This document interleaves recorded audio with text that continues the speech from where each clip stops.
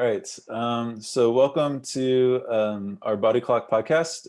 This is the first time we're doing a video version as well, so make sure you check it out on YouTube if you're listening to the audio cast. And I'm Ryan Camyer, I'm the founder of Owaves, and I'm joined by two of our teammates, Lauren and Elaine. Lauren leads our community development team, and Elaine is working on our UX team as a researcher. And we had the privilege and honor of interviewing Marty Cooper, the inventor of the cell phone.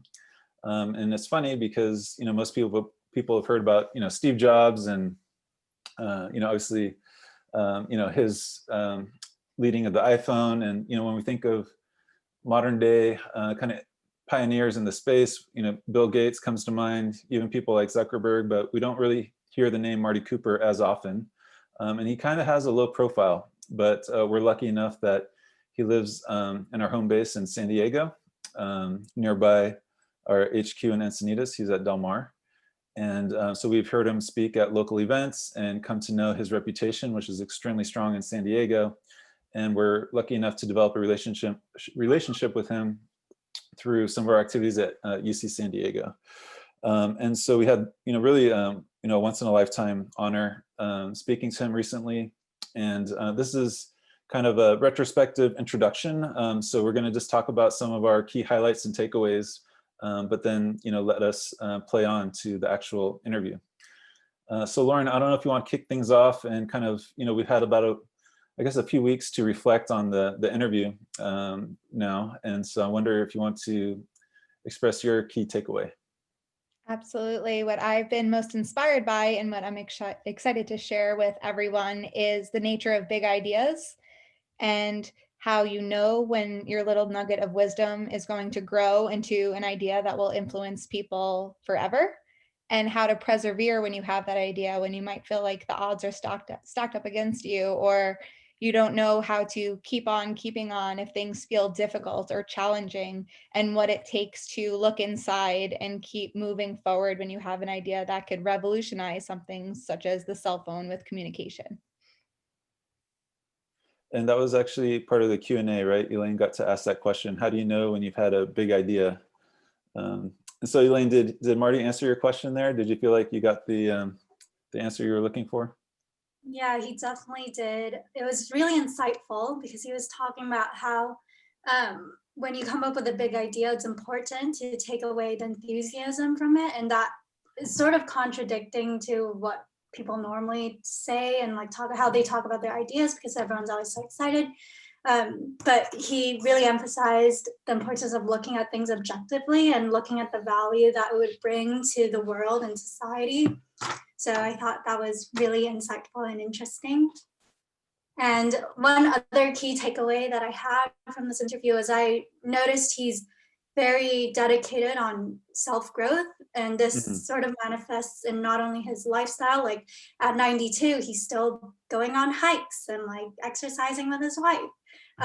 But also career-wise, he doesn't need to come out with a book, but he still does because he wants to give as much as he can to the world. So I thought all of that was very inspiring to me.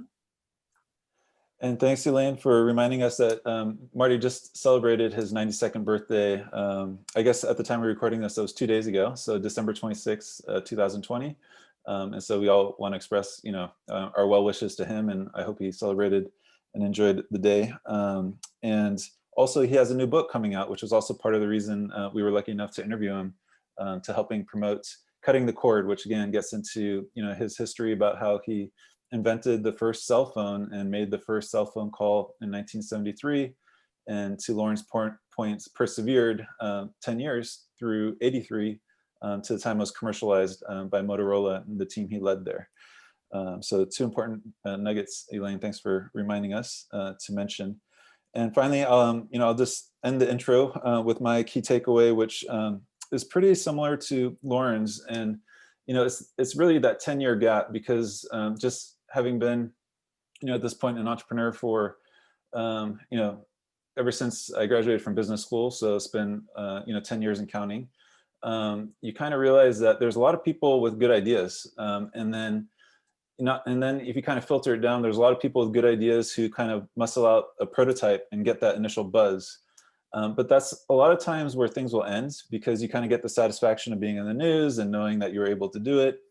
And then it takes a whole nother level to get past that initial, rush and that bump of success, to seeing it through to commercialization, and then, the iterations of the product and the manufacturing and the political or regulatory, hurdles that, Marty had to cross, for example. And that's a whole nother level of commitment that I think really, at the end of the day, separates, these quote unquote overnight successes, right? Because, now you just hear Marty invented the cell phone. It sounds like, he must have done that overnight, but clearly it was a journey. And so my biggest takeaway was, his why, or, we kind of get into, what motivated him and helped him persevere. And he talks about the mission, right? He wanted to lead the mobile revolution, right? That's how he saw it. And if you hear him talk about the telephones of the past, where you're kind of tied down with a cord, you can hear the frustration in his voice when he thinks about it, that we were really, kind of landlocked, or, sort of like tied down to these four walls of a house, or eventually the car. And so he really, felt like it was a mission to unleash people and keep them mobile. And so I love that mission-driven approach, and hopefully that is what we bring to Owaves in our mission of revolutionizing time, right? So, okay, I think we did a good job, hopefully, introducing Marty, and we'll let you enjoy the interview. Here we go.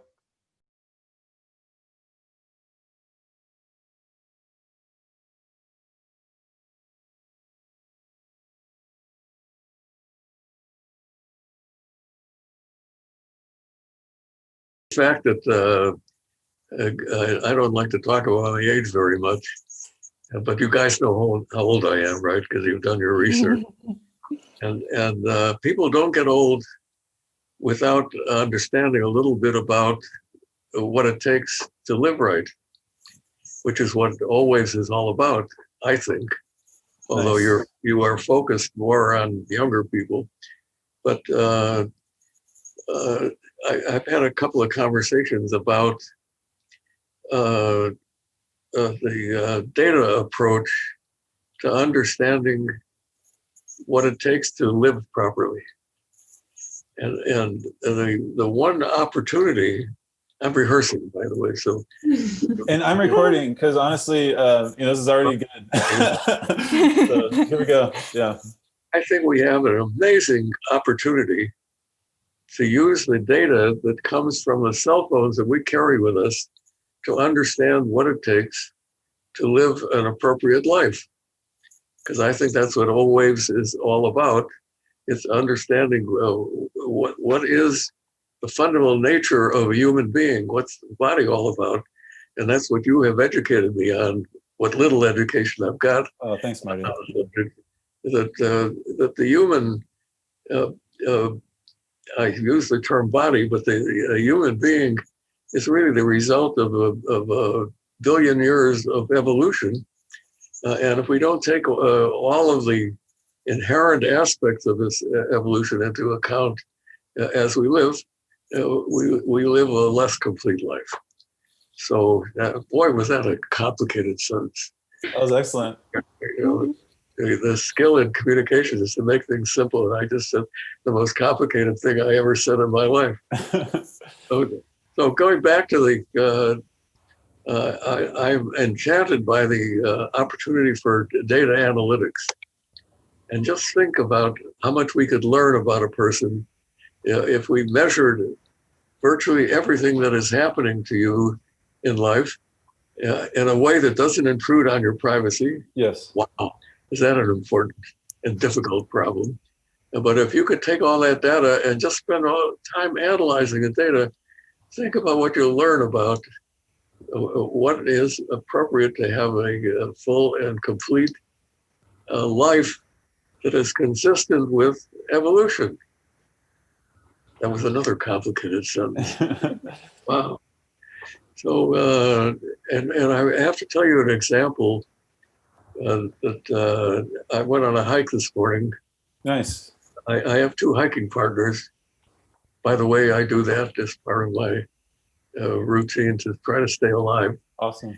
In case you were wondering why a guy who's 92 years old goes on hike 3 times a week.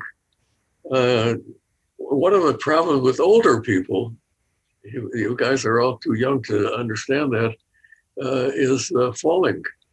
Mhm. And one of the problems that I've been working on is you would think that if you measured a person's body properly, you would be able to anticipate their fall and somehow or other stop them from falling. Except we don't really know what happens when somebody falls. And you would think that having, just as an example of an experiment, pick 10,000 people and have them wearing their cell phones or a sensor or something and measure the data and see what really happens when somebody falls. And that's just a trivial example. Right. There are so many things that you could measure. And I would think, Ryan, that with regard to Owaves, that you could validate a lot of the things that the circadian rhythm analytics predict, but you could validate them with real experimental evidence. That's definitely the goal. Yeah. And we're just starting. Yeah. And now you know what happens when somebody gets involved with something like a cell phone and spends 60 years thinking about only that. Oh, am I at a rut or what?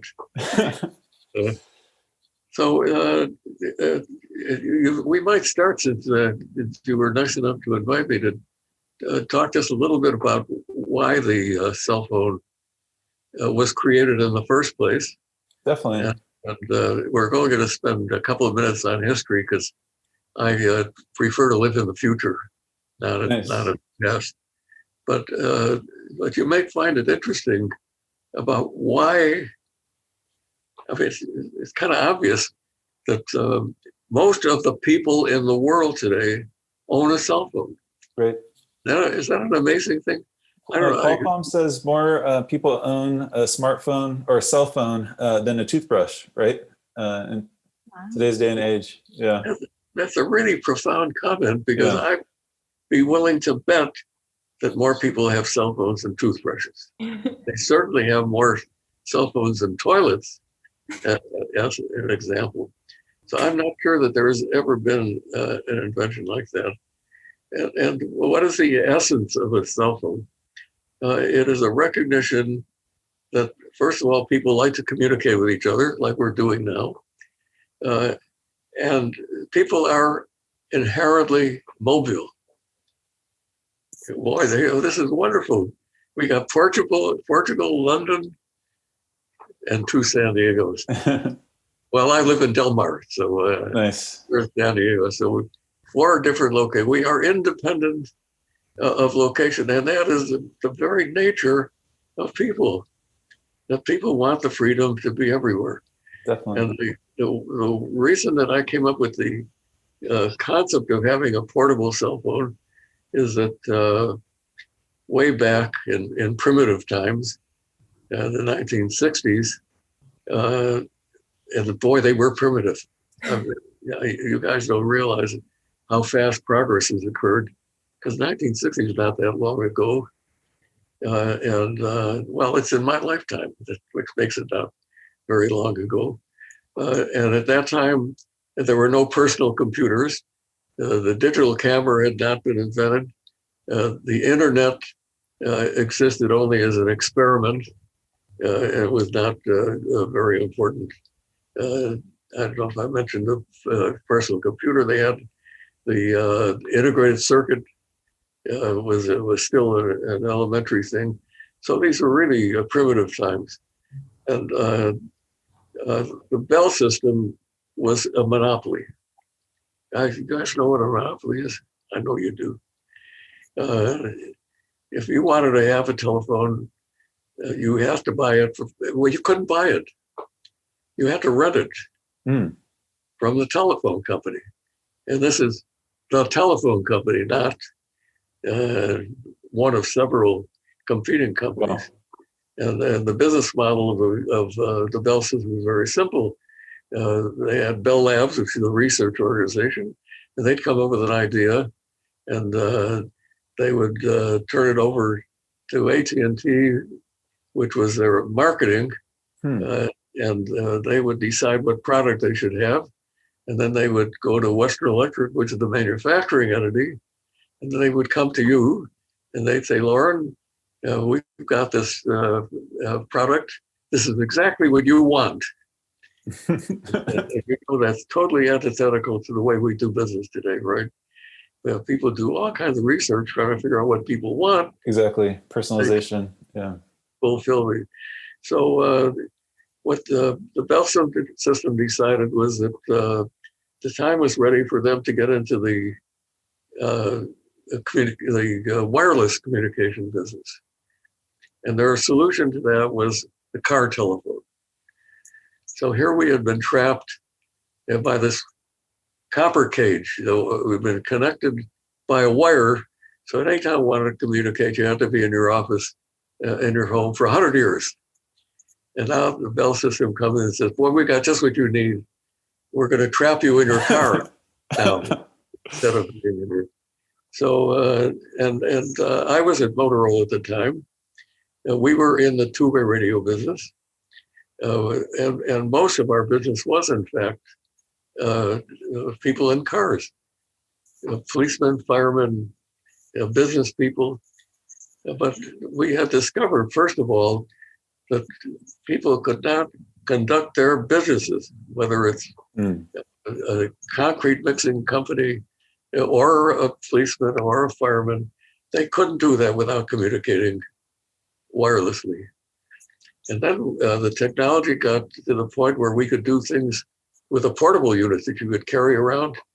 And we discovered an amazing thing that people not only could not do their businesses without these portables, but they had them in their hands all the time. We made a holster so people could put them, and you know the holster business for cell phones is not very big. But most of the people carry their cell phones in their hand. I even remember a specific case where I was walking through an airport with my boss and a guy named John Mitchell, who was my mentor at Motorola. And he said, look around. We've got all these airline employees walking through here. We have spent all kinds of money to make holsters for them.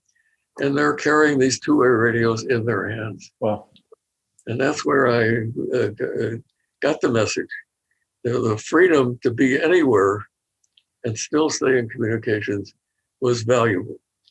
And the technology existed. And so Motorola decided to take the Bell system on. The Bell system was saying, we're going to have this marvelous new system called cellular, which is car telephones. There are not going to be very many of them. We've done the research that we think that the worldwide market for cell phones is 900,000. Wow. Forever. Off by zero. Yeah. And it turns out, guess what? They were right. Off by 3 zeros. Yeah. The worldwide market for car telephones ended up being about 900,000.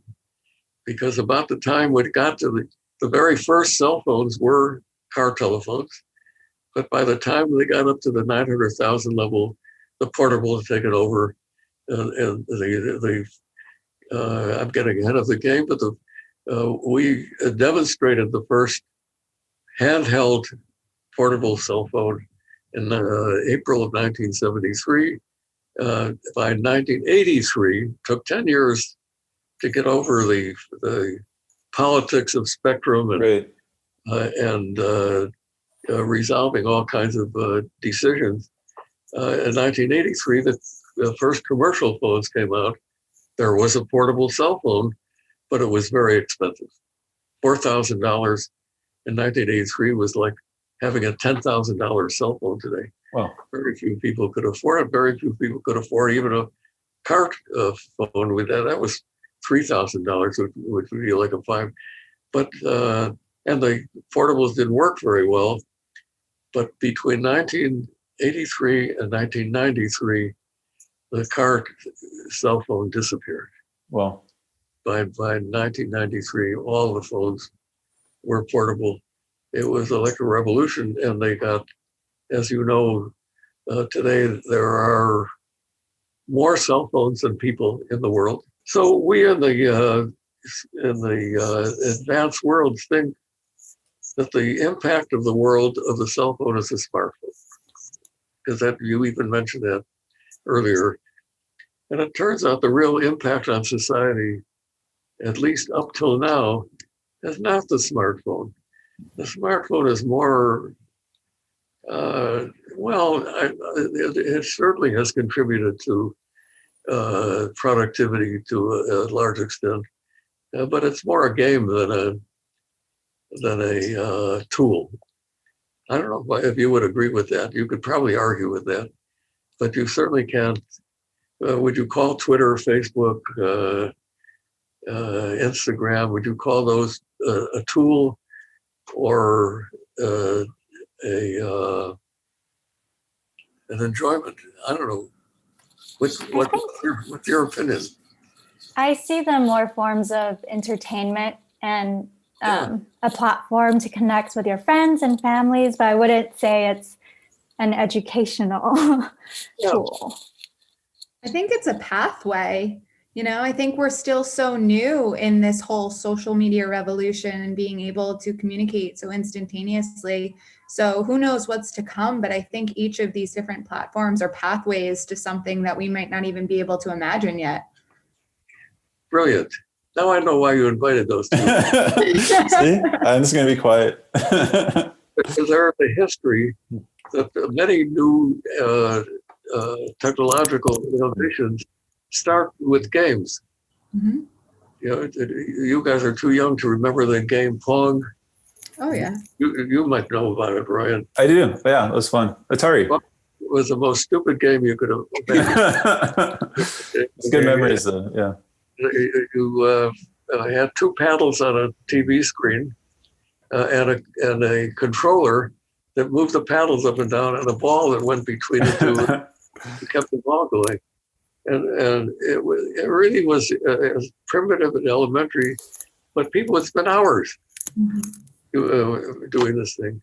And guess what? It was the first time that you had an opportunity to interact between a human being and that screen. Because up until then, the screen was one-way thing. And sure enough, people got pretty bored with this stupid game. And so they went to something almost equally stupid, which was Pac-Man. You don't know at all about, right? I think Pac-Man's still famous. Elaine, do you know Pac-Man? Yeah, I know Pac-Man. Yeah. I played a lot of that in middle school. There's Pac-Man. There's all kinds of Pac-Mans now. So a friend of mine named Engelbart invented the computer mouse. Wow. And next thing you know, we have computers that for the most part, are productive. So starting out with games is a very reasonable thing. But back to what the cell phone has done for society, today in Africa, as an example, the cell phone has permitted people, poor people, to do things like save money, to send money from one place to another, to fund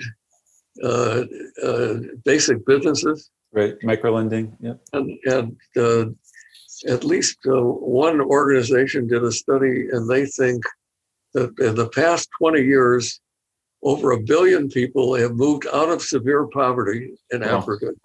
They're still poor, but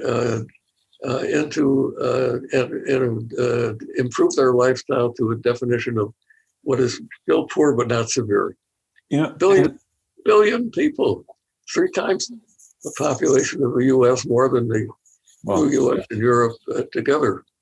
In India and in Mexico, there are people doing remote medicine and bringing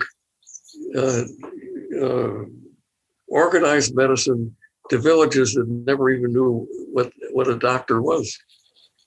But they have doctors diagnosing eye diseases with a little device that costs a couple of bucks that hooks onto a cell phone, and the doctor can look into somebody's eyes. Another very simple device The doctors can do ultrasonic analysis of an unborn baby. Great. So, and they do this remotely. And so those are the really important things that the cell phone has done. And Marty, Gates Foundation, I believe they call it reverse innovation, right? Where, countries like Africa that were, not connected at all, didn't have the personal computer phase for the most part, went straight to the cell phone in terms of finally being able to connect and interact with each other. And so some of these financial tech innovations that are coming out of Africa actually leapfrog the infrastructure in the States and Europe because, they're cell phone first, they're mobile first solutions that are actually, innovating there as opposed to where there might be regulatory frameworks in place or incumbents that kind of block some of these ideas. So that reverse innovation trend, I think, kind of speaks to, this phenomenon where essentially you have people who, didn't have any sort of technological access, all of a sudden get a cell phone in their hand and the amazing things you can do with that. Brilliant. Because that leads us to the next step, which is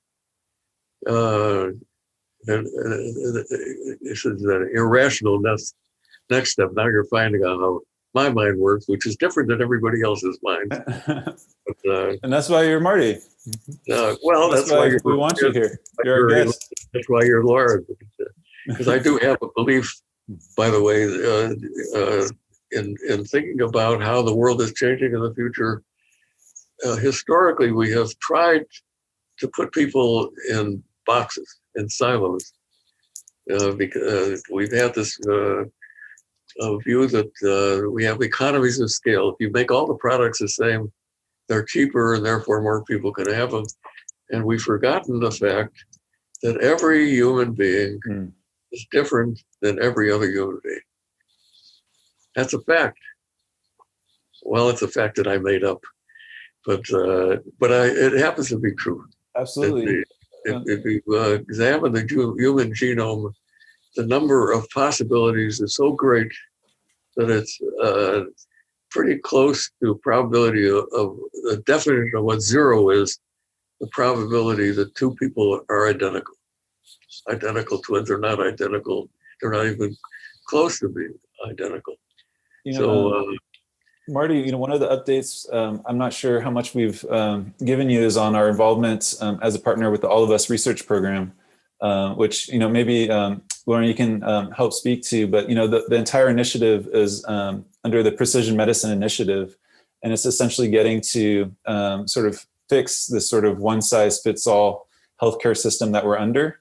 Actually, it's a brainchild of Dr. Francis Collins, who is, currently director at NIH, where essentially, he was involved, obviously, with the first decoding of the human genome, but saw the limitation in sort of the subset of, human beings that they worked with for that first set of genetic studies, which were mostly Caucasian, elderly males from the New England area. And so they, they made that, or he made that realization, obviously, with his team early on, that, sort of a one-size-fits-all understanding of the human genome, doesn't hold for all these, of course, racial and ethnic diversities that we have on the planet. And so really that's the nature of this precision medicine initiative that we're excited to be working on. So Lauren is doing a lot of the outreach to college students, college campuses. One of the other partners there is American College Health Association. And we have to bring this message to, a really kind of public health level. And so the language has to get, less abstract and really tangible. And so maybe Lauren, you can talk about some of the effort you've been doing with the engagement team and how you guys have been kind of educating college students on the importance of this issue. Absolutely. I feel like this kind of goes back to the original point of social media as a pathway, especially because we see within this population of people who are or are not getting involved in a program, that cohort of 18 to 22-year-olds is so little and so few. And most 18 to 22-year-olds are communicating on social media. That's the language that they're speaking. So to be able to translate these broad concepts of precision medicine and science and research in general, and speaking to college kids all across the world in using social media and graphics and how small attention spans are getting. So be able to grab their attention in a way that's meaningful has been a lot of the effort that our team on Owaves has been contributing to the All of Us research program. Well, that's a little troublesome, what you just said, because here we are, the four of us doing this podcast. It's supposed to appeal to college students and totally antithetical to what you just said. Mm-hmm. So are we wasting our time? It's a great question. We'll be doing a lot of slicing, dicing, editing, adding GIFs and stickers. But I think you still get, some few thoughtful folks. Obviously, Elaine and Lauren represent this generation. We have more on our team who are trying to cross this bridge. But Marty, I don't know if you saw that research study by Microsoft where they said the average human attention span is shorter than that of a goldfish. So I don't know if you've been thinking or hearing about this attention span issue, because it is something we deal with in terms of our outreach to college students where, the nature of the beast is, it's not like you're just looking at one screen anymore. It's usually like 2 or 3 simultaneously that have obviously a variety of inputs per screen. And so I guess, being able to capture a single person's attention for a long time, especially on the education or public health front, has become increasingly difficult when you're competing with the likes of, Facebook, Instagram, TikTok, who are knee deep in the attention economy, right? And basically, spending all the resources trying to figure out how to keep us, staring at their content longer. Well, you really got me worried because you think I did this as a favor to you to be on this podcast. Really, I'm rehearsing. Nice. Because, I just, my one and only book, I just finished it a short time ago, is going to be announced on or launched on January 5th. Cutting the cord. Cutting the cord. The cell phone has transformed humanity. And so I'm going to be on the campaign trail. And I actually did speak at a conference yesterday, a virtual conference. And, right, of course, saw that. You were the keynote. Yeah, and my only purpose in life now is to tell the story of the cell phone, which is what I do in the book. And so if the world is what you just described, Roy, I'm wasting my time on that because I'm never after the attention of anybody. Podcasts are actually hugely popular now. We talked about that before. I think, AirPods have something to do with them. They're wireless. They let you be mobile, essentially in terms of listening to music or content. And podcasts have really taken off in the last couple of years. So some forms of long form content are surviving, and if not thriving. It's just really, I think people's tastes are changing. Books, they can be props. I've actually read these ones, but they are also platforms for sharing ideas. And so, I think there's a lot of ways to get the word out nowadays, and maybe that's the optimistic way to look at it, that, we have more diversified channels, and we have to personalize the communications, right? To, the earlier point of kind of one size fits all. Not everyone is going to read a 300 to 500 page book, but if you have at least a few knowledge leaders, or, as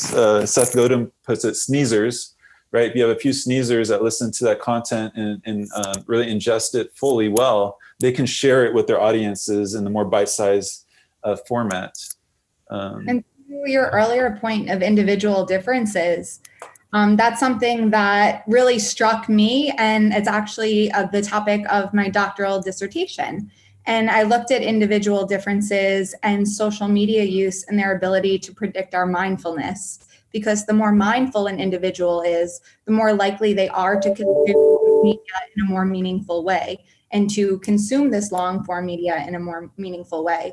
And I really thought it was going to be social media to be that factor that really exacerbates or does not. But it came down to individual differences in who we are as people and the types of personality traits that we have. So while it's easy to say millennials or Gen Z, suffer from this attention or inattention economy, it still comes back to those individual differences of who we are and who we're able to most effectively communicate with. And then as Ryan says, if you can effectively communicate with those thought leaders, that creates that trickle down effect for each people to reach their custom audience, that they have a trusted voice.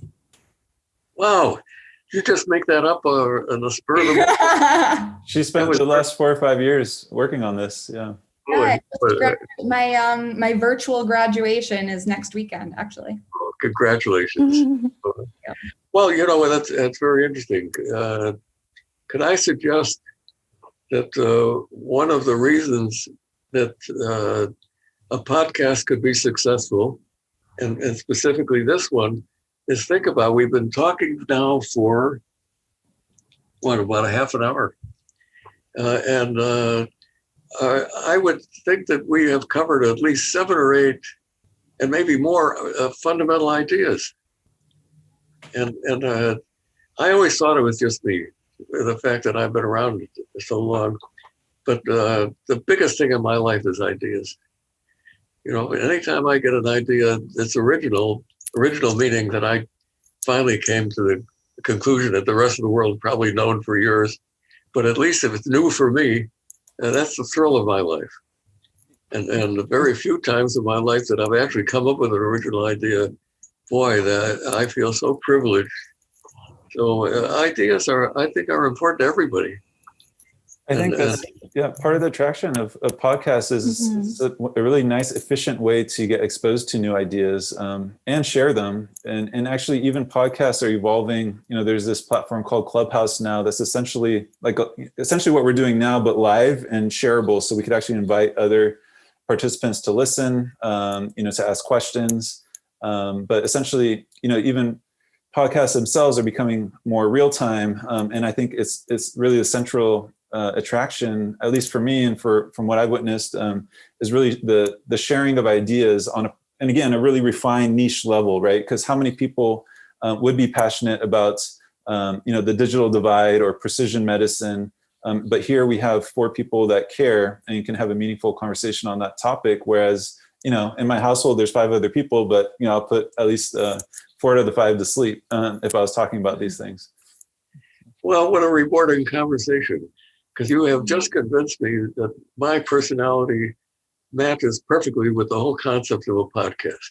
I think you make a great podcast host. You could probably get some of the most amazing guests. And I saw your latest TED Talk on being a historical futurist. Like, that's such a cool idea. I would love to listen to a historical futurist speak and get, I know that you're surrounded by, some of the most amazing voices and thought leaders in this space. And by all means, you should. Well, thank you for reminding me of that. But I was thinking about it in a different context. By the way, just the other day I was thinking, I used to have a concept that had something to do with futurists, and it was very clever, and I forgot it. And you just reminded me of it. So we've been catching up on your TED Talks. I didn't realize there's 3, so I saw 2, and I thought I'd seen them all. But then Lauren gave me a 3rd one, which I still haven't gotten all the way through. I still have 5 more minutes, but. Well, the one defect that I have is, believe it or not, I have a pretty short attention span, if you haven't figured it out by now, because we keep jumping from topic to topic. But it seems to me that that's a perfect mental attitude for doing a podcast. Nobody's going to get bored because we keep changing the subject. Because the subject I was going to come up with, since we've got to do a quick segue, we've covered the last subject for a whole minute. We can't do that. We'll lose our audience. Have you thought about the fact that the COVID pandemic has accelerated all kinds of technology? Right. Hasn't it really? In medicine, and the one that I'm really enchanted by is education. Because the one thing that I've observed is that whenever you jump from one technology to another, you've got to change everything. You can't take an educational system as an example and use the same system for virtual education. I think there are all kinds of things. You cannot do lectures. In fact, I think the whole concept of lecture is faulty. Definitely, I agree with that because personally, I'm a master's student now, and I'm taking half online lectures and half in-person seminar discussions. And I definitely prefer that in-person interactive aspect of learning. And when I do these lectures online, a lot of times I get a little bit frustrated because all my lectures are pre-recorded and I don't really have an opportunity to sort of ask questions or get this interaction with my professors since they were already pre-recorded. So I really do think the virtual online learning system is sort of lagging behind, and that like technology is racing ahead, but educational system is struggling to follow through. And a lot of it, for me at least, is the interactive aspect of it. Mm-hmm. Yep. Well, let me do my commercial then, because Please. That is what I try to do in my book. The first part of the book is a history of why the cell phone came into being, starting with a little bit of my own history. And I don't know why I put that in, because I didn't really intend to, but it turns out that anybody that thinks an idea happens at an instant moment of time is, I was going to say they're out of their minds, but they're inaccurate. Whatever you are is a combination of everything that's happened to you in your whole life. So there's a little bit of my personal history, that a lot about the conflict between the Bell system and Motorola, and how Motorola ended up, fortunately for all of us, prevailing. And then what we've already talked about, how the cell phone has already impacted society, and then something about what I think is going to happen in the future, and we've covered a lot of that today. But Marty, I like how you call it like the three revolutions, right? Essentially, wireless is going to really transform healthcare, which we've touched on, education. I believe the third category you point at is productivity. Yeah, it is the importance of collaboration, which we are demonstrating right now. Yeah. You guys keep me from being boring because you keep interrupting me and coming up with better stuff than I got to say. But I think collaboration is of these three issues the most impactful. That people working together do so much more than individuals, and that is a treasure chest that we have to embrace. And really, COVID, yeah. I was just going to, mention, to the, point of, looking at us in the context of the coronavirus situation, it's really accelerating all these fronts. I mean, dramatically. Economists calls it the dawn of the, digital medicine era, which we thought, we were probably a little bit closer to noon, but, I think that's looking at things from a really big lens and, still recognizing this is a $3-4 trillion industry just in the States, 20% of GDP, as you pointed out in your talks.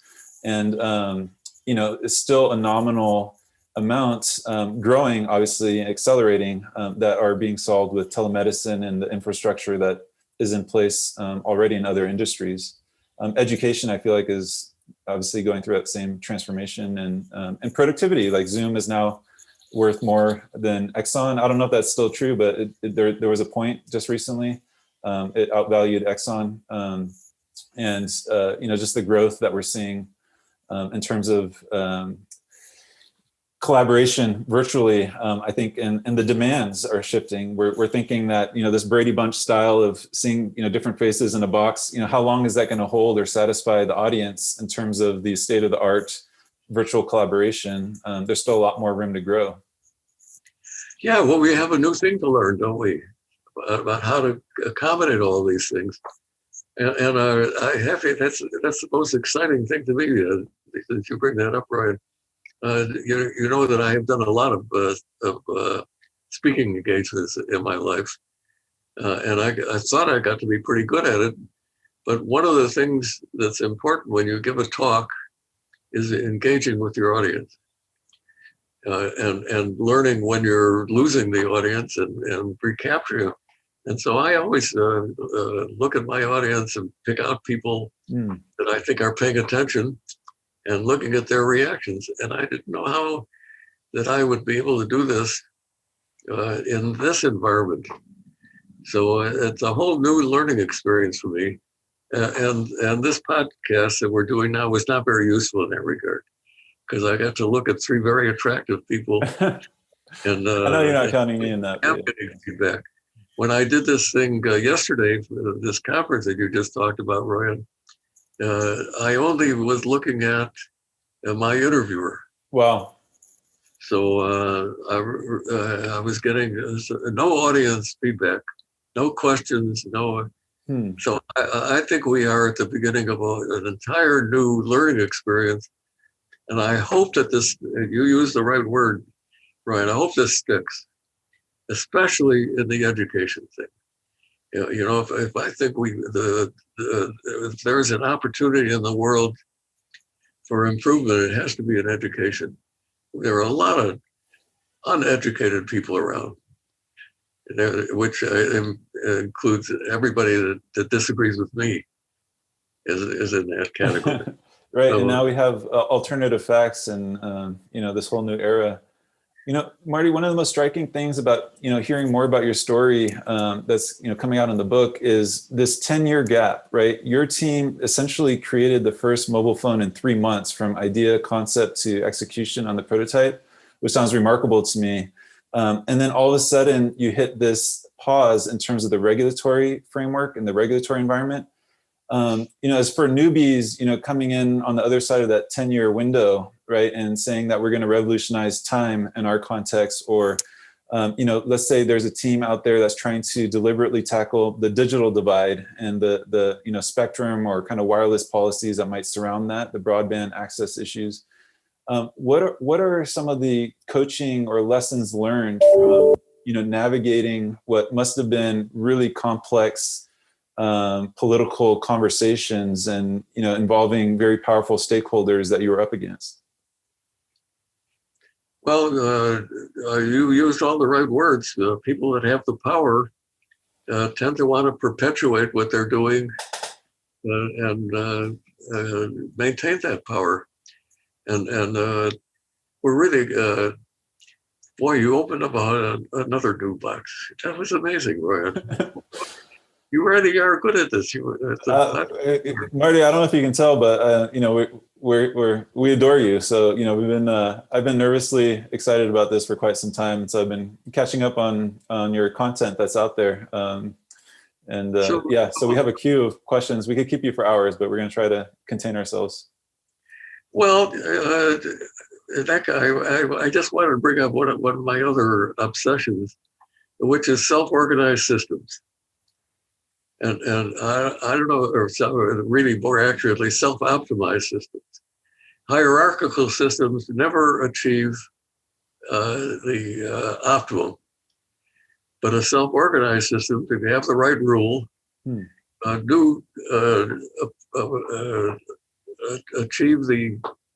potentially achieve an optimum.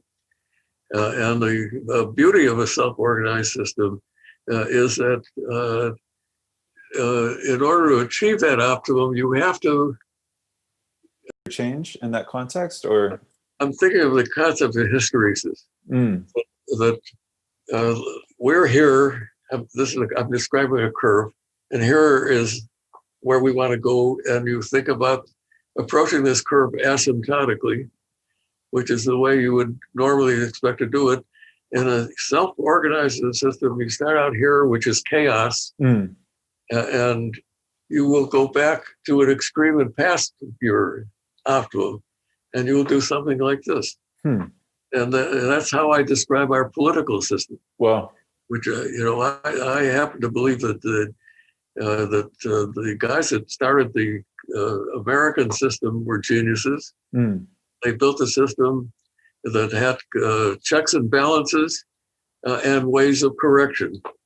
And every time people tell me, "Oh my God, this guy is going to destroy our whole system. And I tell him, you just don't understand the system, because there's going to be a correction, and the correction is going to maybe worse than this problem you're talking about, but we are continually getting closer and closer to perfection, but we'll of course never achieve that. Kind of like a sine wave trying to achieve equilibrium, or is that kind of what you're envisioning? Or yeah. So once again, we got way off the subject. In fact, I forgot what the subject was. How did you navigate that 10 years? Because you mentioned like this sense of gratitude to your Motorola supervisors, right? Because they had to invest in this dream and this their most intelligent engineers, under your R&D lead for 12 or 13 years to go from a functioning prototype to commercialization. And it sounds like a lot of the success hinged on tough conversations that you might not have been able to control. So, boy, did you just cover a whole bunch of things. What were the things that were important in that 10-year period? Number one was objectivity. That the people, at least at Motorola, were not thinking about their own personal objectives. They were thinking about doing what's right. And so the chairman of the company, Bob Galvin, had a responsibility to the investors of the company. And he also had ethical views. He wanted to do what's right for society. And he ended up betting the company on the ideas of a bunch of kooks like me, which was just incredible. And we had some basic, we engineers had some basic beliefs that we had observed things that had to do with people, and that they were real things, like people are mobile.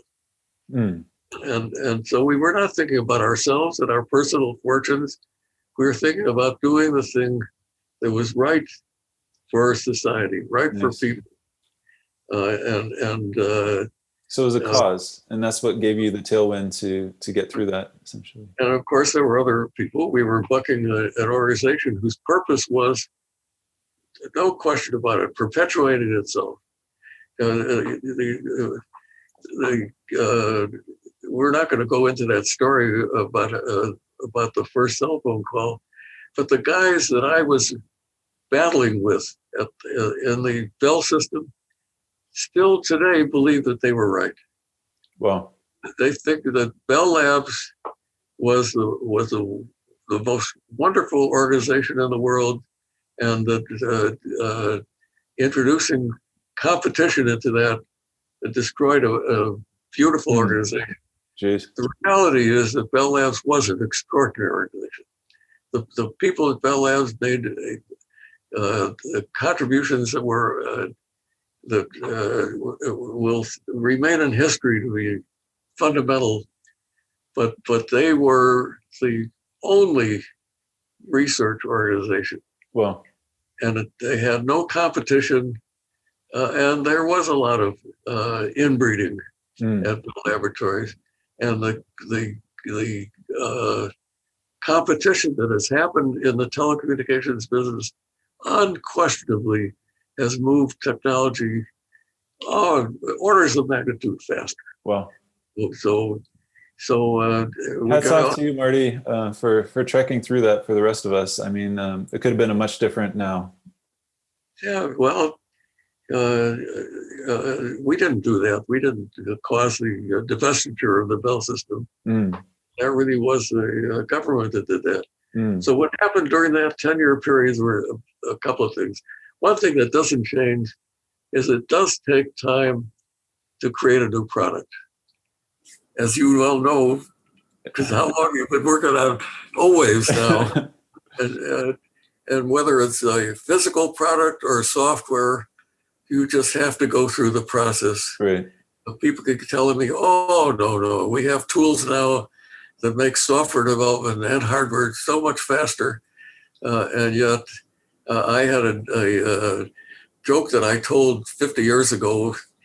That's a joke that I do remember.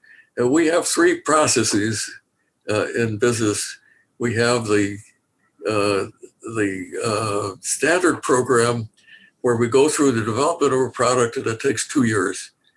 Then we have the rush program where we do everything faster, and that takes only 18 months. And then we have the crash program. That's the 1-year program. Of course, they all take 2 years, but we have 3 different names for them. It turns out that with all these new amazing tools we've got for developing hardware and software, I don't know anybody that has made a product in less than 2 years. And most of them take longer, because the reality is that you're dealing with people and with hard problems, and you've got to solve those problems, and people are very complicated. So we're back to the 10 years. Part of that 10 years was the technology to make a portable cell phone, even though we had built one, actually built 2 in 1973. You cannot imagine. If I think you've been in my office and you've seen what that phone looked like. Yes, yeah, I've held it, yeah. Yeah, a whole bunch of parts soldered together by guys working, like building a watch. It was amazing we ever got that thing working for more than a half hour at a time. So it took a while for the technology of the devices to evolve. And so for a period of time, Motorola was actually slowing down the process. The Bell system was saying, we're ready to go. We have acceded to every one of Motorola's requirements, and we did make a whole bunch of changes in the standards and stuff. And the Bell system said, we're ready to go. And we'd come back and say, well, we're not quite ready yet. We want to change this. Had nothing to do with what we were talking about. It had to do with the technology wasn't ready yet. Got it. So we actually deliberately slowed things down. And the other part was, as you alluded to, the regulatory process. The regulatory process it is theoretically a technological process, but it's all run by politicians. The FCC are all lawyers and politicians, and that's not necessarily a bad thing as part of our system. Right. But we did not get a real decision out of the FCC until finally, this is another legend that's in the book, everybody else should buy. Nice. Cutting the cord. Bob Galvin was among other things, he had lots of connections with people in politics, and he went to visit his friend George H.W. Bush, who happened to be vice president at the time. This is in 1982.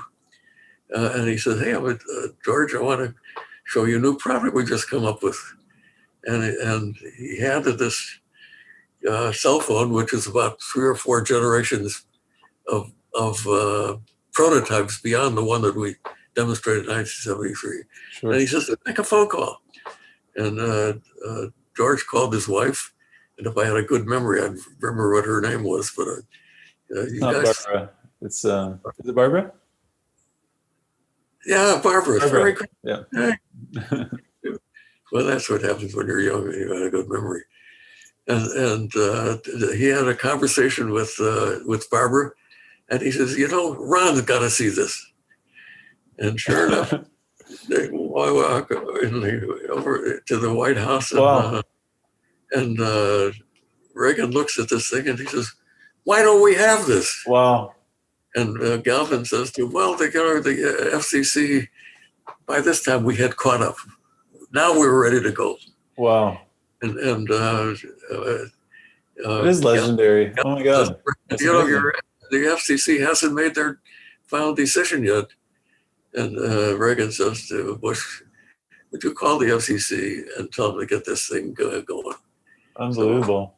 So, how much validity there is to that myth, but it demonstrates you that what it takes. Yeah. whatever we got all these things we talked about having the tools, having the persistence, you still need leadership. And I was fortunate always to have people like Bob Galvin and John Mitchell, Bill Weiss as my mentors. You heard me say that the president even contributed to this thing. Wow. So, and there were people at Bell Laboratories that made fundamental contributions. So it does take some individual effort, but it also, and some leadership. It's a combination of everything. But the conclusion of the 10-year question, which you keep forcing me to get back to, is that the more complicated the problem is, the more variables there are, the harder it is to solve the problem. Sure. And there are very often no shortcuts. If you look at the really hard problems, we don't solve them all that quickly. And it takes a little patience and hard work and persistence. And those things will always be necessary. So where are we now? We just spent an hour. Wow. You guys probably don't know about there used to be a program which is still on public radio of two guys who are automobile repairmen, Click and Clack. Is that it was on? You say NPR? NPR. Yeah. And these guys were uproarious. I mean, they spent just like we are, they talking about really important things about how to fix a car, but a lot of laughter. Nice. And when they got to the end of the program was, well, we wasted another hour. And their comment was, which I will say now, don't drive like Ryan does. The other guy, don't drive like Clack does. So I don't think we wasted an hour. We had some really good ideas. We don't have to stop now, Ryan. I just happen to notice that we have no hard stops, Marty. Elaine and Lauren, I know that I've been asking the last few questions, and I know we both did our homework coming into this. So I want to let you, if you have one more on your list, please fire away. Oh no, charge ahead. I love questions and answers because they get me from being boring. So who's next? What? Ask a question. I guess my question would be, when you come up with a big idea, how do you know that's the one that's going to be revolutionary? I know that's probably a very broad question, but how do you know that it's going to change the world, especially with all these unpredictable factors that could, Boy, I didn't think I was going to get stumped right at the very beginning. Sorry. Think about the things that I said before about objectivity. If you're really objective and you take your enthusiasm out of the equation, right? Because if you're doing that, you're not being objective. And think about how hard is the problem?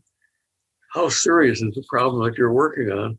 And then you look at what you understand, and is there real science there behind your solution or real logic?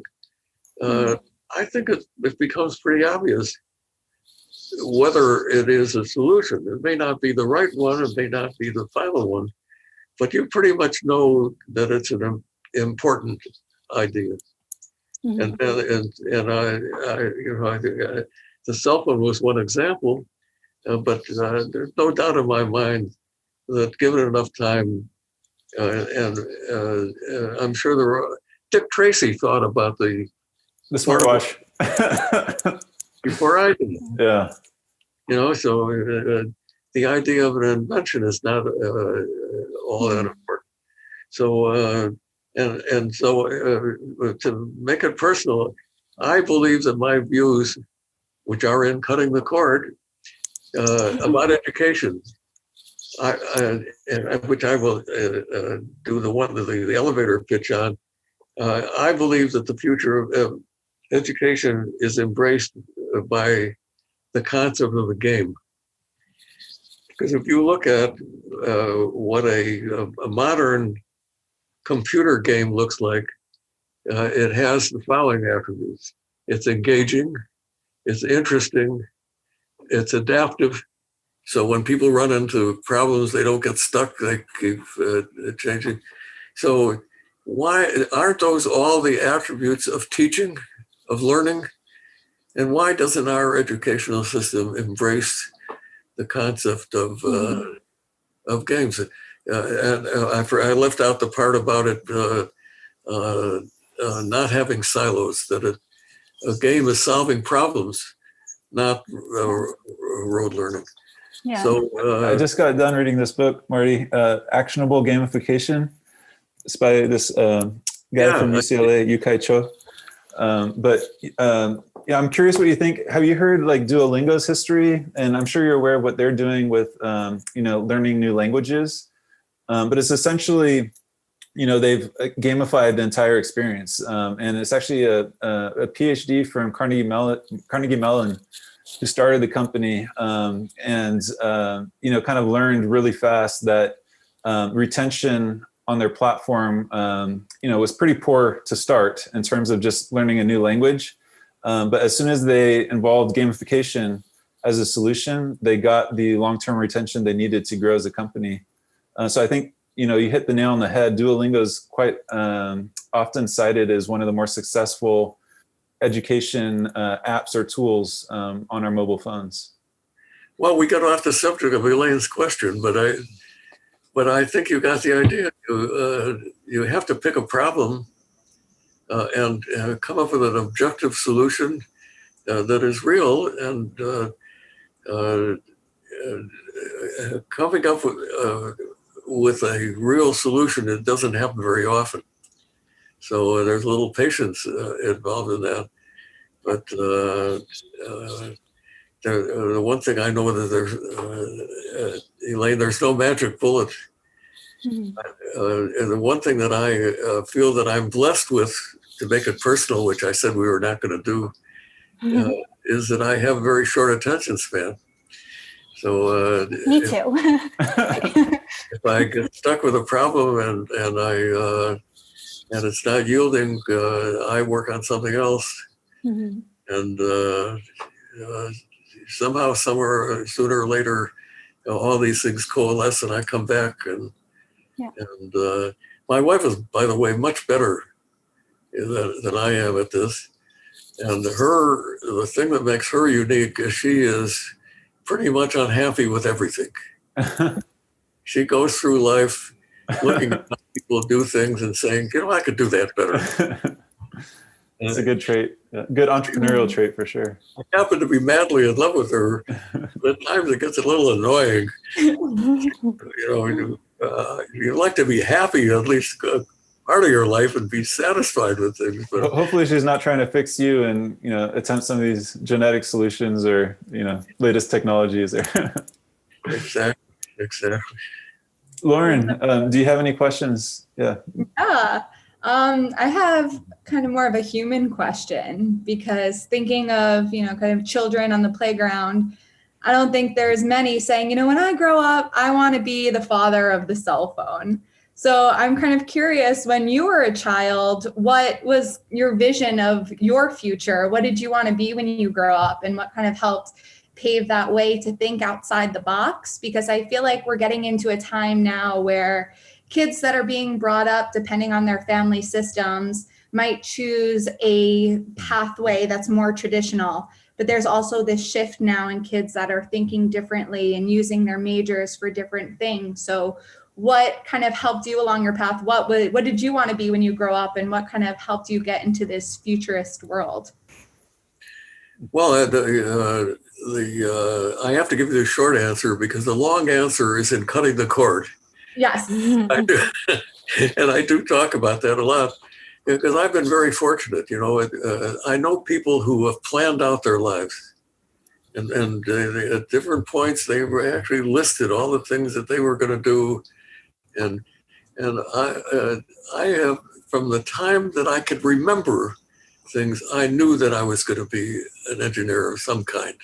I don't even know what an engineer was, but I always wanted to figure out how things worked. And I still have a recollection, and that happens to be in the book, of at that time my family was living in Winnipeg in Canada, and I couldn't have been more than 5 or 6 years old, and here were these older kids who maybe were 10 years old, and they had gotten a hold of a magnifying glass, and they were burning paper by magnifying the sun. And I thought that was incredible. I had to do that. And so I looked at what they got there, and it was a piece of glass. So I went and got a Coke bottle and broke it. And tried different shapes of glass, and totally unsuccessful. But I just remember just working hard, trying to figure out how to do that. And that has been the story of my life. Wow. Going all the way to yesterday, when we're having some guests here in a couple of weeks who have a baby. By the way, I happen to really love children. I get along with kids much better than I do. I'll send you a photo of Laura. Yeah. Yeah. Oh, you have it? Right. Maybe. That's why I'm in Portugal. We just gave birth to our first baby 5 months ago. So. Oh, congratulations on that. So last night I spent 2 hours putting a high chair, baby high chair. And boy, was that hard. But it was an engineering problem. And I have to tell you, as difficult as it was, because I had to get up and down. And, us old guys have trouble with that. I really enjoyed it. So there are some genetic things that do affect us. And I think you have to go with the flow. But there is also an issue of, wow, this is so complicated, we're never going to do it further. Because I'm reading a book now about how to be an entrepreneur, and written by a friend of mine, and it turns out it's got nothing, there's nothing how-to about it. It's all the philosophy about believing in yourself, knowing what the processes are and getting involved in the processes. All things of those of us that are entrepreneurs, including Roy, are learning, have to learn the hard way. But getting to the fundamentals and understanding yourself is what this book was all about. Nice. And I see Lauren's nodding her head, because I have done a little research on mindfulness, and that is the essence of it. The way this guy expressed it in the book, I know we're getting off the subject, because I offered to write a foreword for this book, and now you guys are helping me do that. The way he expressed it back is that you are the sculptor and the sculptor. If you understand yourself, you can create yourself in a way that achieves your objectives. I think that's so true. Yeah, that's incredible. And I think that's really needed in our generation, at least, because we're so influenced by social media, and it's all about conformity. We have to look a certain way, act a certain way, that I think a lot of people in our generation don't really, not to say they don't have like their own independent thinking, but we're very much influenced by external organizations that a lot of times they have certain intentions that's not for your well-being or like for health. Yeah, that kind of reminded me of that. So the hard part of that, I'm making this up, by the way, as we go along here. So perfect. The hard part of that is to have the vision of what your objective is. An artist has to have some view, some vision, some idea of where she or he is going. And that really is the hard part. I was really enchanted for a moment about the idea of a sculptor, the sculpture. And But what is it that drives the sculptor to do one thing versus another? You know, Marty, I feel like that's what we're trying to do with people's time, right? You sculpt your time, you own your time, because right now, you know, your daily flow can be totally dictated or just on autopilot from, you know, who knows what influences. But you know, if you are a sculptor and you're here in this world and you want to sculpt your life, your day, your future. I feel like time is that common denominator that unless you set aside time for yourself to give you that freedom to invest in what you care about, it will be taken from you. I think Jim Rohn has this quote, you know, either you run the day or the day runs you. You know, I feel like, you know, when I hear you say, you know, the sculptor, you know, tries to attain this point where they're actually sculpting themselves, that has to be deliberate, you know, prefrontal cortex engaged action. It's not going to happen by default. And I feel like, again, one of those leverage points has to be your own time. Oh, is that interesting? Well, I would agree that for the most part, but because you're talking about efficiency, is that right? Is that I mean, okay, so you know, if we did get into Owaves, you know, it's not just about efficiency, right? It's also, you know, as you started out with, you know, trying to get intact with our evolutionary biology, number one, right? So try to be in sync with circadian rhythms, which is given to us, by the way. That part is outside of our external control in terms of the Earth's rotation and, you know, orbiting the sun and, you know, and the moon. You know, you can't control those aspects of our well-being or our consciousness, but there's so much that is in our control too. And, you know, kind of getting back to some of the things we talked about in the past in terms of genetics and lifestyle, for example. But then when we talk about, you know, making an impact in the world and the visualization and that kind of forward momentum that you need, I feel like unless you protect your time, you sculpt your time, right? Because your time enables actions. And that's one of the beauties of lifestyle medicine is that they're all action-based. You know, exercise, sleep, you know, mindfulness. So, you know, the formalization of, you know, meditation, yoga, nutrition, you have to, you know, eat in a concrete, you know, tangible world, which requires hours and minutes. And then relationships, right? Unless you set aside time for conversations like this one, they don't happen. And so in lifestyle medicine, that's the conclusion, you know, that we've arrived to and we've really catapulted on, which is, you know, unless you dedicate the hours and minutes to those health and wellness activities, they won't happen. And in fact, American Heart Association, National Sleep Foundation will tell you to go ahead and put sleep and exercise on your calendar like you do work, appointments, you know, everything else that we typically occupy time for.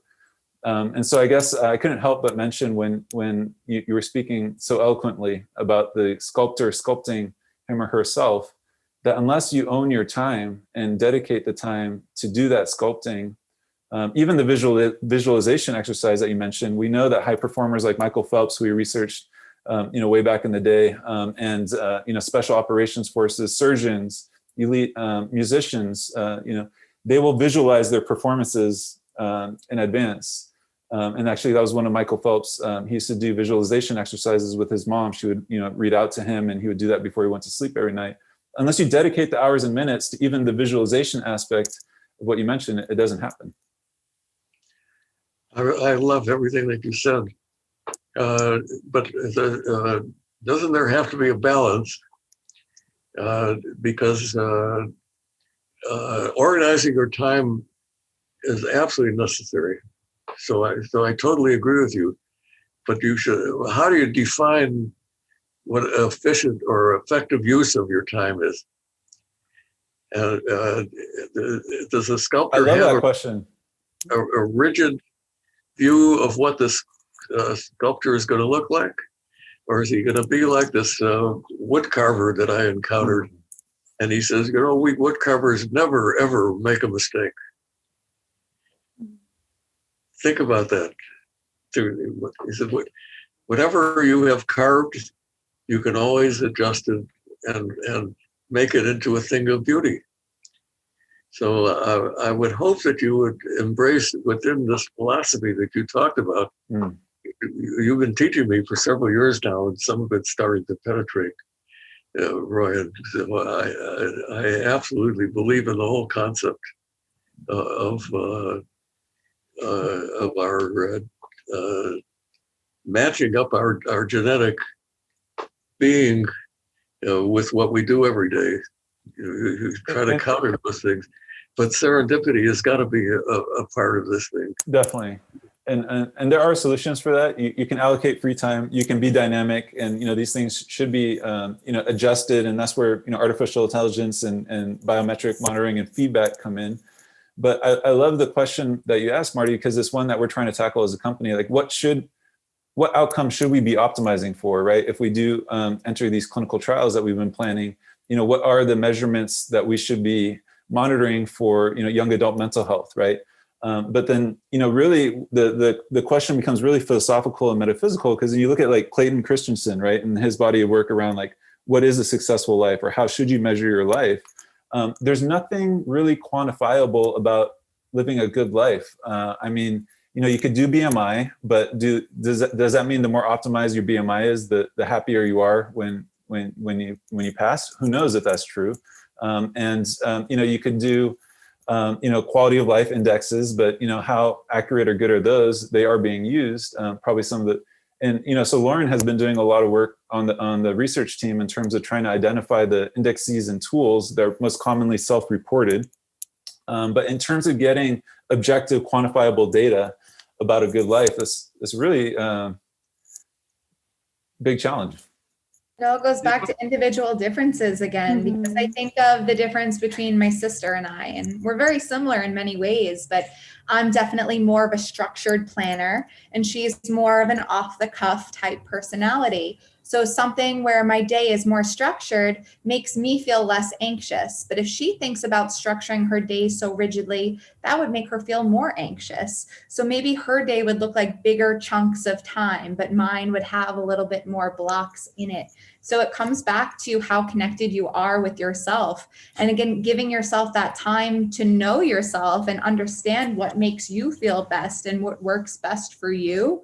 That's why I think it's so important that we know who we are as individuals, rather than lumping us into this categories of saying, yeah, sure, everyone should optimize their time, but in a way that feels natural to them. Otherwise it's kind of fighting the wrong fight. We don't want people to feel more anxious about feeling so structured. Right. We want people to be able to do the things that make them feel human. So one thing that we do when we usually introduce someone new onto the team, we have them use Owaves to create their ideal day. So if they didn't have any obligations of school or work, how would they spend their time?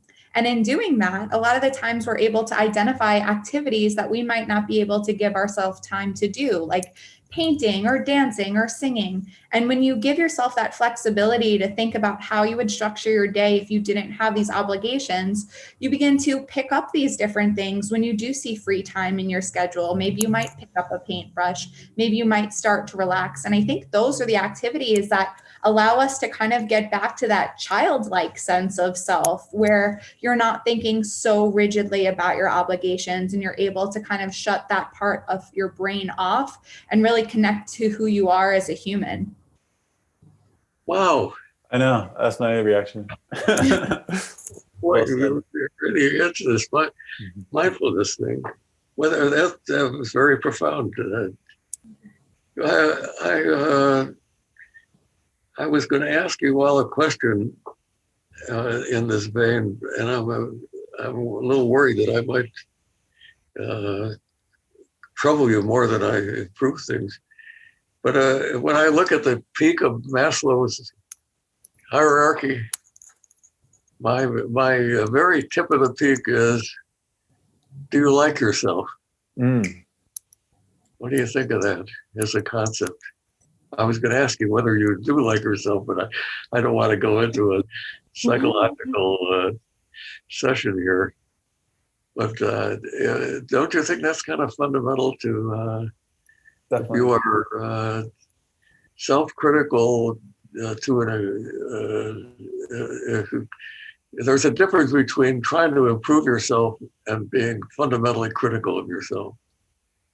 You think you're not a good person, you will never Right. become a good person. Do you like the person you see in the mirror, right? Oh, you've thought about this. Definitely. I think this is like a fundamental question during COVID and quarantine too, of spending that time with yourself. And if people haven't been forced to do that before, if people haven't practiced doing that by themselves, they're quarantined and they're like, okay, well, now what? But being able to spend that time hanging out with yourself and enjoying your time alone, I think is so fundamental. That's something that I actually talk about a lot. For about 4 years, I did quite a bit of traveling. And many of those trips I did by myself. And so many people would say, how do you travel by yourself? And I'm like, well, I enjoy hanging out with me. And I think that really is the essence of life, because no matter where you are and what you're doing, if you enjoy who you are as a person, going to the grocery store could be just as much fun as doing a task that you might enjoy doing. I think that's a great peak of Maslow's hierarchy. Yeah. And I Marty, think like, oh, sorry, please. sorry, I was going to say, if you like yourself, you want the best for yourself, right? You want to set goals and improve yourself all the way, versus if you're just unaware of that whole process of like putting yourself first, you're going to be more prone to all these external influences telling you what you should be or what you shouldn't be. So I definitely agree. That's a very important part of life, is to have an understanding of yourself, who you are as a person and who you want to be. And So do I take it I have to conclude that I'm dealing with 3 very successful people. Is that true? Because you all like yourself. Is that true? sometimes, but Marty, I think you know, in terms of the hierarchy of needs, or like what ultimately creates a satisfying life, I remember hearing a quote about you know, someone who is kind of passing away, and their kind of their take on the situation was, you know, how much the people you love you, right? I guess that was what they kind of thought mattered in the end. The people that you love and care about the most, how they see you. So it's a little bit, I don't know if you would call it beyond or different than looking how you see yourself in the mirror, but how the people you care about most and value the most, respect the most, love the most, you know, see you. I'm not sure I understood that, Ryan. You're saying that you should be cognizant of it, or you should Or maybe care? that's the thing. That's the thing that you care about the most at the end of the day. At the end of the last day, is how much, you know, how much of a positive impression you left the people that you care about the most. Boy, does that satisfy me a lot. Maybe you should be helping me on a daily basis. I think I need your counseling, because I have a contrary view that says that you should not behave in a way that is only responsive to other people. You have to be, you can overdo that. Right. There's got to be a balance. Yeah, I agree. When I was young, I read a book, Dale Carnegie. You guys probably never heard of it. Yeah, I read is How to Make People Like You, or it's like How to Win Friends and Influence People, or That's it. Okay, That's it. And so for a while, I really practiced that. And I think I overdid it. I got to the point where all I cared about is whether people like me or not. And that can't be your objective. Your objective is to behave naturally and have people like you because you're behaving the way it makes you. I don't know. I hate the word natural because nobody knows what natural is. Well, I do know it. Natural is all the chemical processes in your body that have been created by evolution for.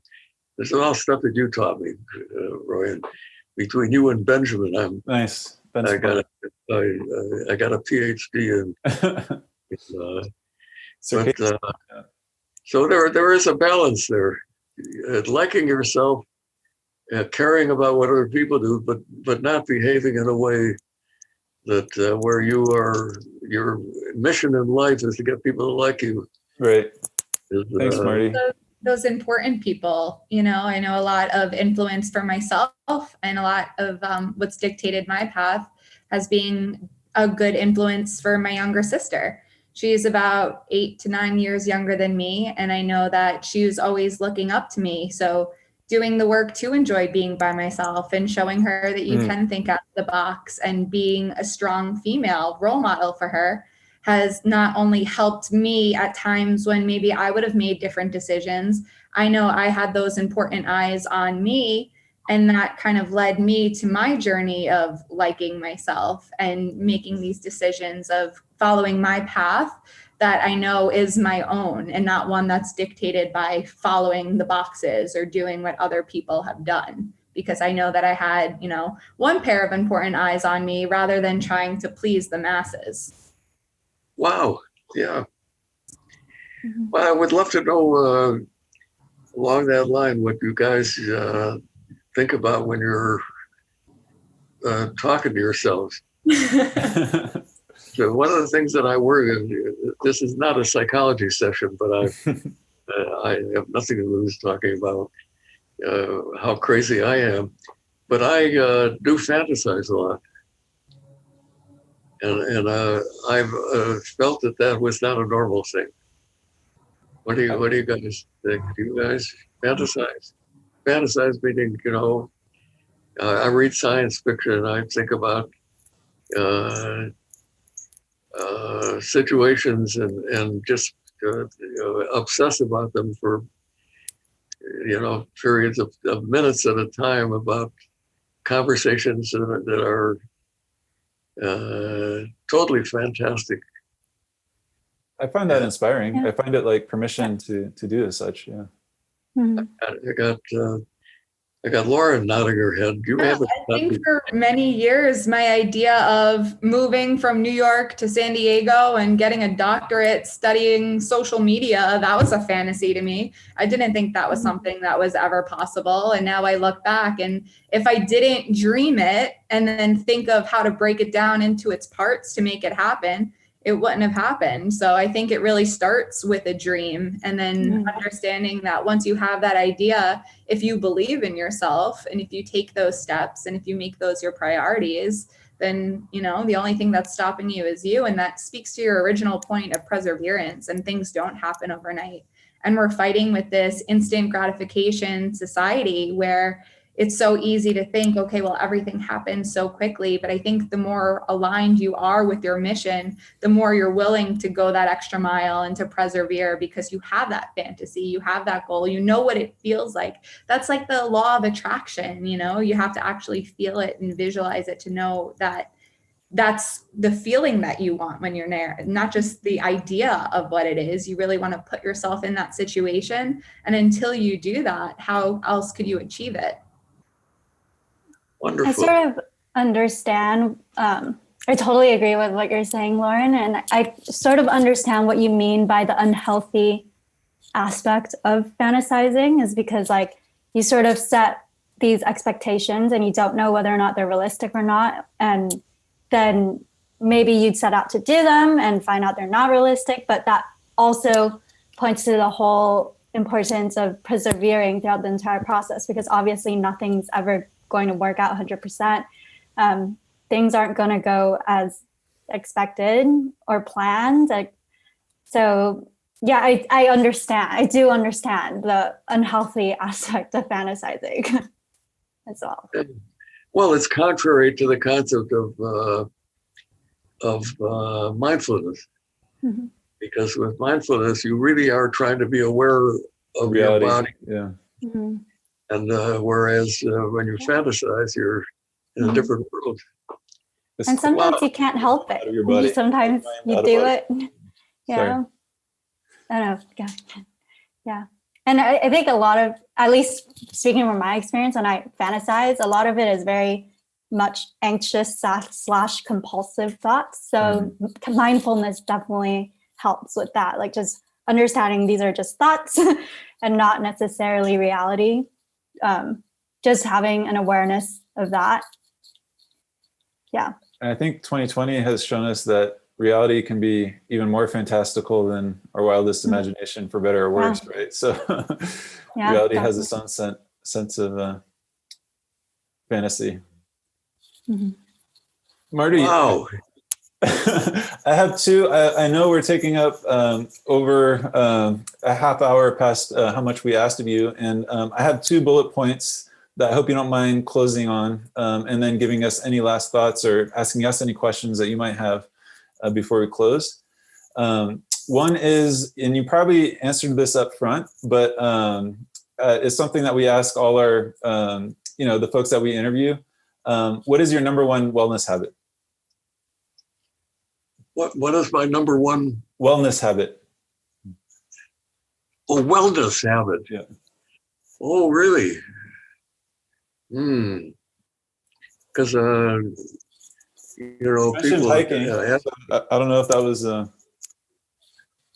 You mentioned hiking at the beginning, so I thought maybe that was a good clue in terms of, practices you've adopted. Okay, boy, you're going to be doing a lot of editing on this part of it, because I'm having trouble with the habit part. But the one thing I'm obsessed about is doing whatever it takes to keep my weight appropriate. And that has been an obsession for a long time, because it really, think about it, it embraces a whole bunch of habit forming things.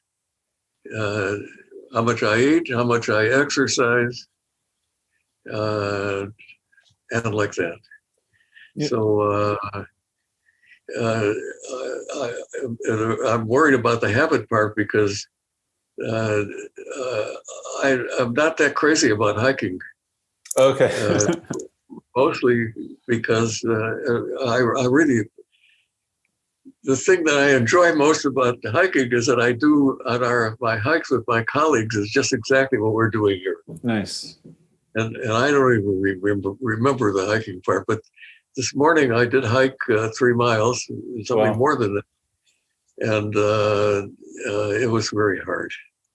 There are some days when you're in you're nodding your head, you have no idea. I'm a personal trainer as well, and I work with a lot of people on balance and stability and standing up and sitting down. So it's definitely a wellness thing that I'm passionate about, as well as keeping people mobile for as long as they can. No, so number one, I do lift weights 3 times a week. Wow. I look for any excuse to get out of doing it, but I feel very bad if I don't. So I don't know if you call that a habit, but I have a belief that any part of your being that is not exercise will deteriorate. Love it. My dad says use it or lose it. Yeah. Yeah, exactly. Yeah. I say that all the time. The hard part about that is we are really complicated mechanisms. And so doing a bunch of exercises and getting strong arms is not going to do much for your legs. You've got to get all the muscles in your body. And it's such a complicated body. How do you do all those things? And so if I extrapolate that to my mind, which is orders of magnitude more complicated than my body is, we know where all the muscles and nerves are in the body. We have no idea even how the brain, we have some ideas about how the brain works, but we really don't understand it at all. But think about that if you don't exercise your brain in all the different ways that it can be exercised, you're going to lose those things. Thanks. I know there's evidence, and that's the most important thing. So we finally got to the answer to your question. Exercising my brain, nice, and continuing to think is the most important part of my life. Sorry. And it's evidence based. It's not just an opinion, because I learned many years ago from a study that was done at Princeton. Somebody invented a machine, really simple box that I'm not going to try to describe it, but it changed the perspective so that when you try to figure out how to use this box, you have to relearn things that you already know. So they now had a measure of somebody's learning ability. And so they took this machine and they went out to the town of Princeton and they did a whole category of people because now they could get correlations, right? And the first thing they correlated was that the older you got, the lower your learning ability was. That when you got to the age of 40 or 50 or so, your learning ability crashed. And then somebody had the idea of, let's go measure Einstein, who happened to have been there. And it turns out that his learning ability correlated with an 8-year-old. Wow. Of the other measurements they've made. So they finally got a more general audience, and they discovered that what they had measured was the people that they measured in Princeton who stayed there were the people that had pretty much were satisfied with their lives. They were not trying to improve their lives in any way. They were the people, and the people who had energetic minds. Wow. Kids would leave Princeton and go do something else. So when they measured a wide variety of people, they discovered that the correlation was how much you exercise your mind. So that has been a fundamental part of my life. But then I discovered how complicated the mind is and how many different ways of thinking there are. So when I sit in my hot tub at night, which I do quite frequently, I do one of 3 things. Number 1, I fantasize. Number 2, I solve problems. Like right. And number 3, I sing. Wow. So I don't know if you guys do that, but it turns out that as well. Yeah, there's evidence that the music, that there's a part of your mind that is exercised when you are engaged in. So I don't know what I've left out of my life, but I'm somehow managed with those 3. And Einstein used to play the violin, right? And I know he has a quote on imagination too. So I think he feels the same way about fantasy and leaving some freedom of thought. So what was your other one? My other last bullet point question: if you had a billboard that sat perennially for future generations to see, what would you put on there? So it had to be the size of a quote that could fit on a billboard. Oh, I borrowed that from Tim Ferriss, by the way, who's a famous podcast host. Yeah. That was I know that for the rest of the day, I'm going to be thinking of that and thinking of a whole bunch of better answers than I could give. But the first word that came to my mind, it's got nothing rational about it, was imagine. Wow. And maybe because that's one of the things we talked about. But the word captures everything that we've been talking about thinking about what could be, but as I start rationalizing, and I'm looking at Lauren, who keeps reminding me about how important mindfulness is.